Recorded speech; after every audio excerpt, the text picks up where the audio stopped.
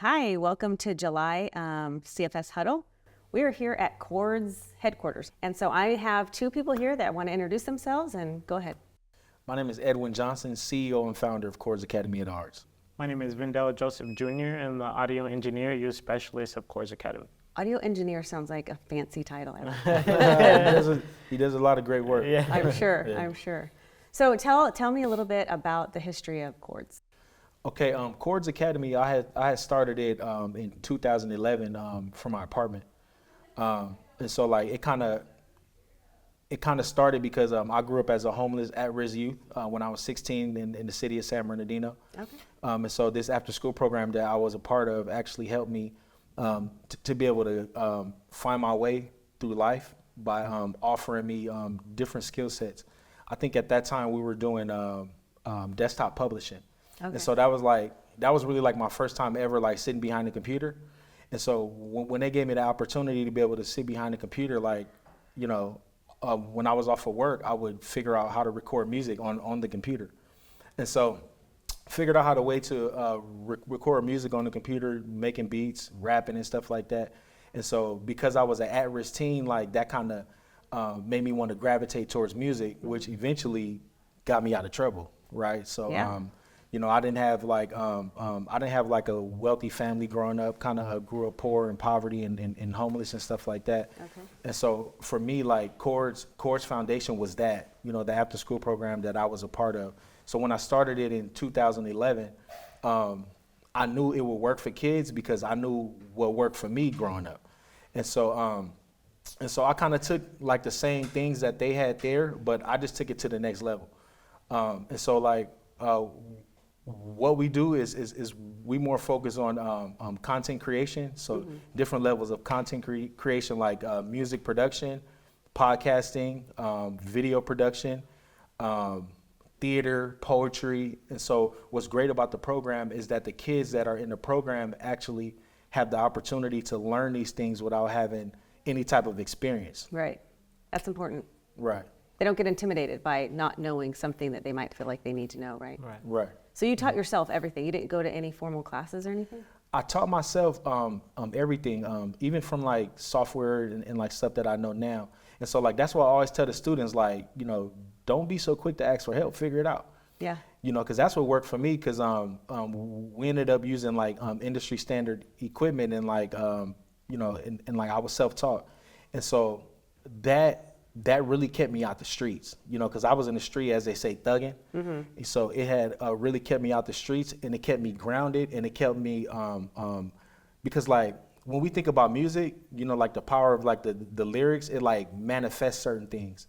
And so even though like I was talking about being rich and having like a great lifestyle, I didn't have that, but right. It made me want to get to that level because of the manifestations in music and stuff like that. And so that's what we try to teach the kids, like, you know, you don't have to be in the streets. You don't have to be thugging and like living this type of life.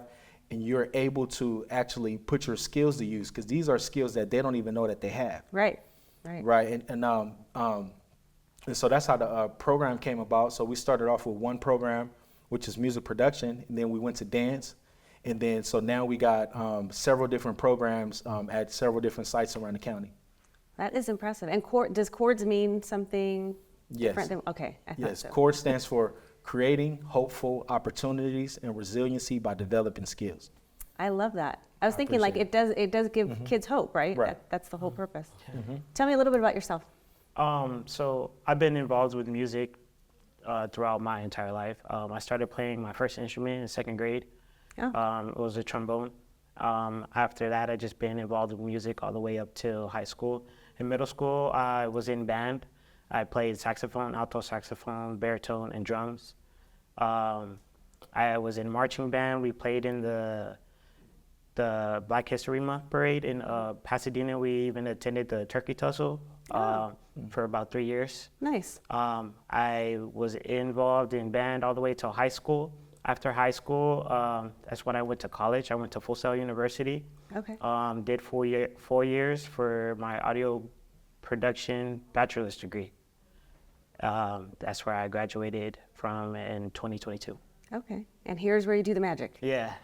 How long have you been with CHORDS? I've been with CHORDS for about a year now. Oh, okay. And you like it? You Yeah, have I to love say it. I love it. Yeah, I Awesome. love to see the kids progress from being a little, a little shy and timid in the beginning to being excited and very boastful at the end.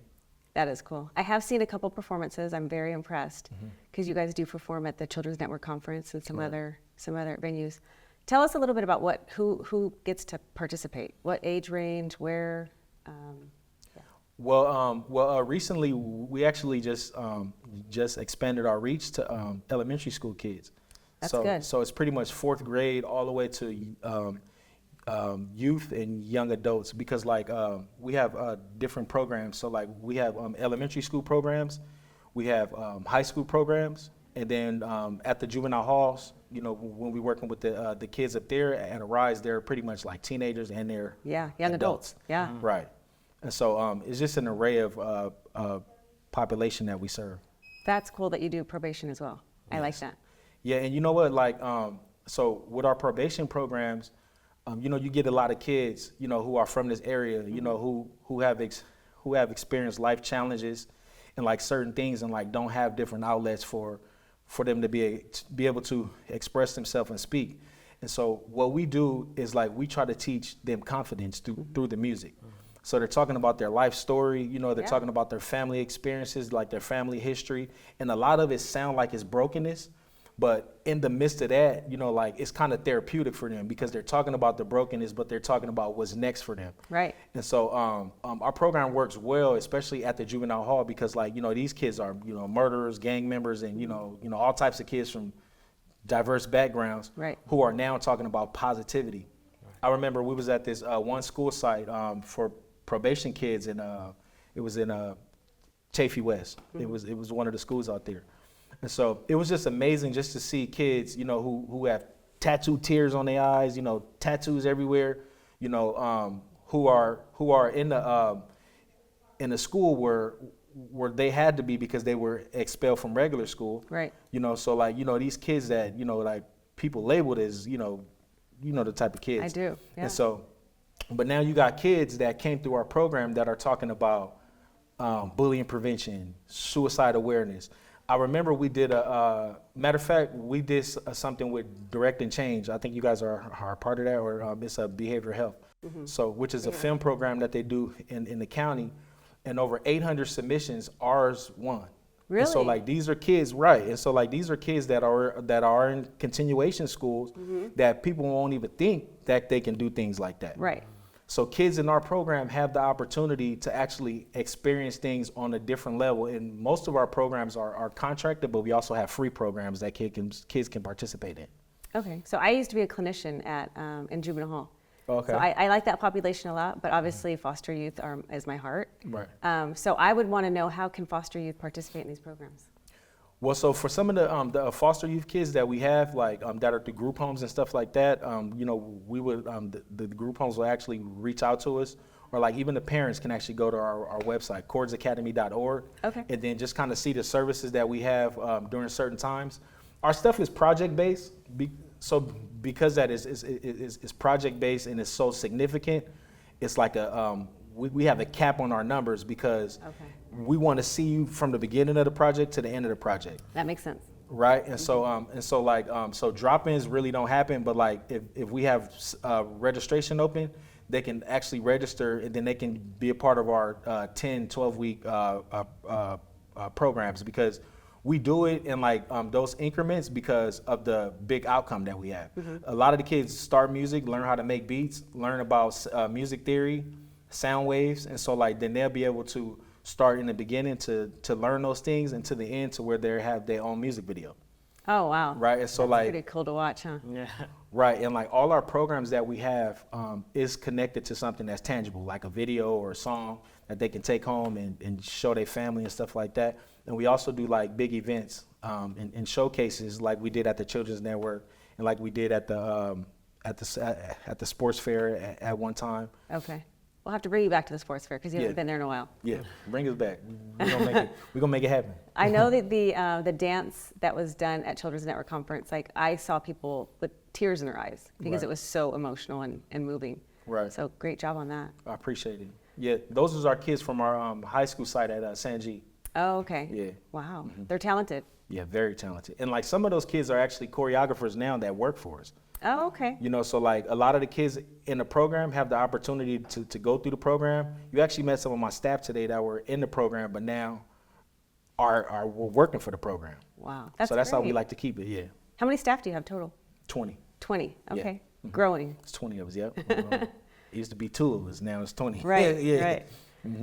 Anything that you guys think social workers should know? Because you're talking to social workers that have kids on their caseload that may not be into sports, may want to do music, may want to dance, or may not know. What would you want them to know about your program? Want to go or? So if you have an interest, it's not just about the music. It's about what you get out of the program as well. You get leadership skills, you get motivation, and you get creativity out of it. And it's not just music, it's podcasting, videography. If you don't want to be in front of the camera, you can be behind the camera. If you don't want to be in front of the microphone, you can be behind the microphone. It's open to all kids, all ages, and then whatever your interests are. Okay. And I know that changes because I used to always say, I want to be behind the camera. I never want to be in front of the camera. And then I ended up doing this every month. Right. And you know, Vendell's great at what he do. We also have probation kids that come here, and we have some foster kids that actually come here. Okay. And so you can just see how they come in, and like the energy is like real low until it's like 12 weeks later, then they think they Eminem after that. You know, That's so cool, yeah. So it's just like what he was saying. It's just like giving them that empowerment, because before we are music or like a video production program, we're all mentors. Great. Right. And so like that's what we like to focus on mostly is the mentorship part. So like even out of the program, the kids are able to connect to our social media, our CHORDS page to talk to us about they're going through issues or if they need some help and stuff, some resources, Nice. or they even want to get connected to youth events in the community. Okay. And that's all on your website? Yes. Okay. Our website is chordsacademy.org, CHORDSACADEMY.org. And so if you go to our website, we got all the information there. It's updated monthly. And so we actually have a program, like I was saying, starting in August. Okay. And it's going to be every other Saturday where kids can come and just, drop in and just do some music with us and just have a good time. Do they come here? Is it Yes. here? Oh, okay. Yeah, we actually have a studio here.